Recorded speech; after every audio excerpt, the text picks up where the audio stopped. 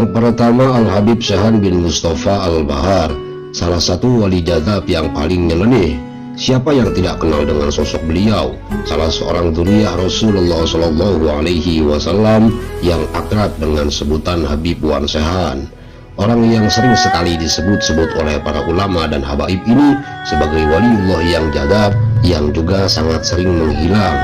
Beliau sangat susah dicari karena sering berpindah-pindah tempat dengan cepat.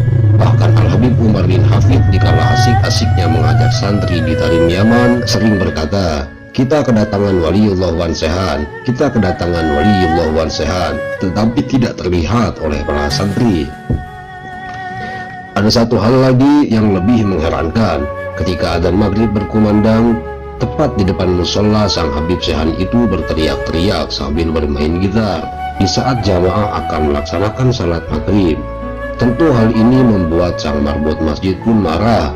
Kemudian dengan lancang sang marbot masjid ini mencaci maki Habib Wan Sehan habis-habisan. Tiba-tiba Habib Wan Sehan pun menarik kepala sang marbot. Kemudian dibenamkannya kepala sang marbot tersebut ke dalam ketiaknya. Sungguh menakjubkan. Sang marbot ini pun menangis lalu berkata, "Aku melihat Ka'bah, aku melihat Masjidil Haram di Ka'bah." Kemudian sang marbot masjid ini pun meminta maaf kepada Habib Wan Sehan. Ada satu kisah lagi ketika akan diadakan acara maulid.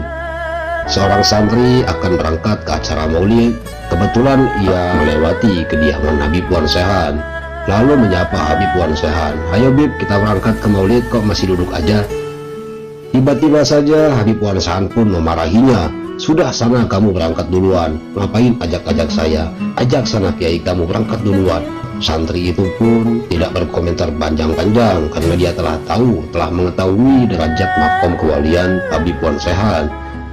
Dia pun bergegas berangkat ke acara maulid. Ketika sampai di acara maulid, sungguh membuatnya takjub. Ia pun berkata, "Subhanallah," sambil menggeleng-gelengkan kepalanya. Ternyata Habib Wan Sehan sudah berada di posisi paling depan menerima para jamaah sambil berkata, "Ayo tafadhol, tafadhol, tafadhol." Ketika sang santri itu pun bersalaman dengan Habib Wan Sehan, Habib Wan Sehan berkata kepadanya, "Hehe, maaf ya, aneh sampai duluan. Ayo terus, tafadhol, tafadhol." Dan berkata pada jamaah yang lain, setelah selesai acara maulid, seperti biasanya para jamaah pun menyantap makanan. Tiba-tiba Habib Wan Sehan pun datang mengacak-acak makanannya. Dicicipinya satu persatu makanan tersebut, lalu diacak-acak.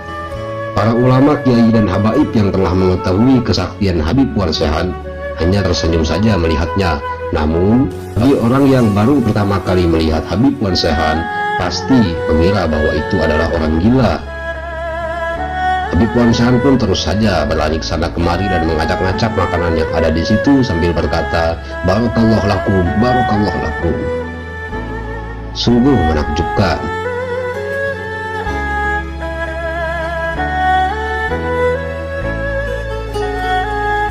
Dua, Kiai Khalilur Rahman yang biasa dipanggil Rarilur, merupakan ulama yang sering didatangi ulama dari berbagai pelosok dunia. Tak hanya itu, warga biasa pun sering datang untuk meminta barokah, mulai dari soal urusan pernikahan sampai minta obat alternatif. Kalau dilihat-lihat nasabnya ke atas, beliau adalah cicit ulama besar Indonesia, Kiai Khalil bin Abdul Latif atau Syekhona Khalil Bangkalan. Bergelar Syekhona karena Kiai Khalil adalah guru besar mayoritas ulama Indonesia. Masyarakat Madura menilai Rarilur dalam makom jadab. Dalam terminologi tasawuf, jadab merupakan satu tingkatan proses untuk mencapai tingkat karomah istimewa yang biasa disebut wali. Namun sebagian masyarakat menilai Rarilur sudah mencapai makom wali. Mana yang benar? Wallahu a'lamu bishawab. Yang pasti kiai ini memang luar biasa. Penampilannya yang sangat bersahaja, bahkan jauh dari kehidupan normal, membuat hati orang yang melihatnya bergetar. Wajahnya yang memancarkan nur ilahi, beliau bagai magnet kehidupan. Beliau membuat orang yang melihatnya lupa akan segala gemerlap dunia. Duh Gusti, inikah ulama sebenarnya? Beliau adalah orang yang zuhud, hidupnya hanya untuk Allah.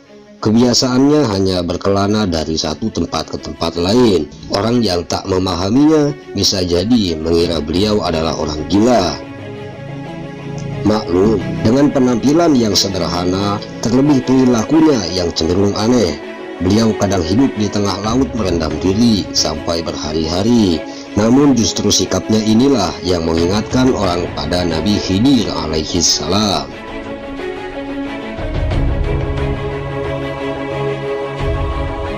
Yang ketiga, Habib Abu Bakar bin Segaf. Beliau yang bertelanjang baju adalah wali Majdum. Al-Habib Abu Bakar bin Segaf bin Abu Bakar As-Segaf adalah cucu dari Al-Qutub Al-Habib Abu Bakar bin Muhammad As-Segaf. Habib Abu Bakar bin Segaf ini dikenal oleh warga sebagai orang yang sangat jarang memakai baju. Bahkan orang yang melihatnya sekilas akan menganggapnya seperti orang gelandangan. Namun, setiap orang yang pernah berjumpa dan bersalaman dengannya akan merasakan kerinduan yang sangat berat. Al-Habib Abu Bakar bin Segaf ini diberi oleh Allah Subhanahu wa Ta'ala keistimewaan, yaitu air kencingnya bau wangi. Dan beliau mengurung diri di dalam kamar kurang lebih 15 tahun tanpa makan dan minum. Bahkan pernah beliau hanya memakai sarung dan loncat ke dalam sumur. Seketika yang tertinggal hanya sarungnya saja yang ada di sumur. Begitu dicari, ternyata beliau sudah berada di makam kakeknya sambil memeluk batu nisannya, yaitu Habib Abu Bakar bin Muhammad As-Segaf.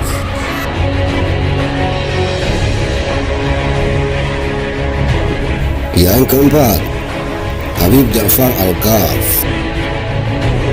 Nama beliau adalah Habib Ja'far bin Muhammad bin Hamid bin Umar Al-Kaf dari Semarang, Indonesia. Beliau adalah seorang wali Allah yang besar, makomnya adalah Majdud. Kebiasaannya membuang uang ke laut puluhan juta, ratusan juta, hingga miliaran. Yang membimbing beliau adalah Nabiullah Khidir alaihissalam atau Balia bin Malkan. Habib Ja'far Al-Kaf terkenal memiliki kebiasaan yang berbuat aneh. Meskipun sering berbuat aneh, ternyata beliau sering juga membimbing para muhibbinnya atau para pecinta. Salah seorang pecintanya pun dipanggil beliau dan dikasih uang. "Ji, ini duit buat kamu, buat beli Fortuner ya," kata Habib Ja'far. Lalu Pak Kaji pun menjawab, "Nggih, Bib," sambil menghitung jumlah uang pemberian sang Habib. Ternyata setelah dihitung, jumlahnya hanya ada 400.000 rupiah. Melihat uang pemberiannya itu dihitung, Habib Ja'far pun berkata, "Jangan dihitung, Ji, harus ikhlas." Ternyata ini pelajaran pertama dari Habib Ja'far, bahwa pemberian Allah, baik berupa uang ataupun harta yang lain, tidak boleh dilihat materi atau barangnya, juga berapa jumlahnya. Tetapi lihatlah siapa gerangan zat yang memberinya, yakni Allah Subhanahu wa Ta'ala. Sapu tangan harganya memang murah, tetapi sapu tangan pemberian kekasih tidak ternilai harganya. Beberapa waktu kemudian, Habib Ja'far mengajak Pak Kaji ke laut. Beliau berkata, "Ji, ini tas isinya duit semua. Ayo dibuang ke laut. Diniati sedekah rahasia saja ya." Bersama salah satu pembantunya, Pak Kaji tersebut membuang lembaran-lembaran uang ke laut. Dia perkirakan tidak kurang jumlahnya dari 20 juta rupiah uang yang dibuang ke laut. Pak Kaji pun berpikir keras, apa makna perbuatan ini, serta apa konteksnya dengan dirinya. Ini pelajaran kedua untuk Pak Kaji, bahwa bagi seorang arif billah, antara uang dan tanah nilainya tidak ada bedanya. Subhanallah. Yang kelima, Gus Ja'far. Di antara putra-putra Kiai Saleh, pengasuh pesantren Sabilul Muttaqin dan sesepuh di daerah sana, Gus Ja'far lah yang paling menarik perhatian masyarakat. Mungkin Gus Ja'far tidak sealim dan sepandai saudara-saudaranya, tapi beliau mempunyai keistimewaan yang membuat namanya tenar hingga di luar daerah. Malah konon beberapa pejabat tinggi dari pusat memerlukan sowan khusus ke rumahnya setelah mengunjungi Kiai Soleh. Bahkan ayahnya sendiri, Kiai Soleh, pun berkata, "Gus Ja'far itu lebih tua daripada saya." Entah apa maksudnya. Kisah ketika Gus Jafar bertemu dengan Sumini. Sumini ini dijuluki sebagai perawan tua di kampungnya. Gus Jafar pun berkata kepada Sumini, "Sum, kulihat keningmu kok bersinar, sudah ada yang lamar ya?" Tak lama kemudian ada orang seberang yang melamar Sumini. Begitupun kisah yang dialami seorang tukang kebun. Gus Jafar berkata kepada tukang kebun itu, "Kang, saya lihat hidung sampean kok sudah bengkok, sudah capek menghirup nafas ya?" Loh, ternyata besoknya tukang kebun itu pun meninggal. Inikah yang dinamakan ilmu kasyaf. Wallahu a'lamu bishawab. Satu cerita lagi dari Li Salamun.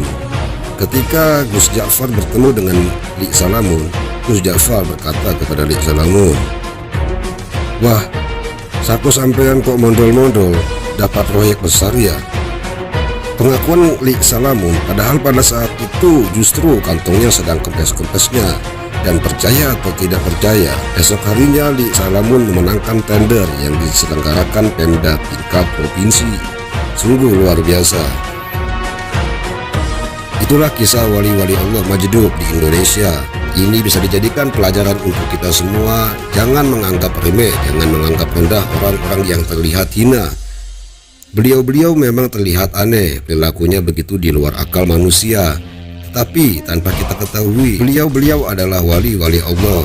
Orang yang memiliki ilmu tinggi tentu akan menghormati mereka. Tapi orang yang awam justru malah mengatakan mereka itu adalah orang gila. Cukup sekian dan terima kasih.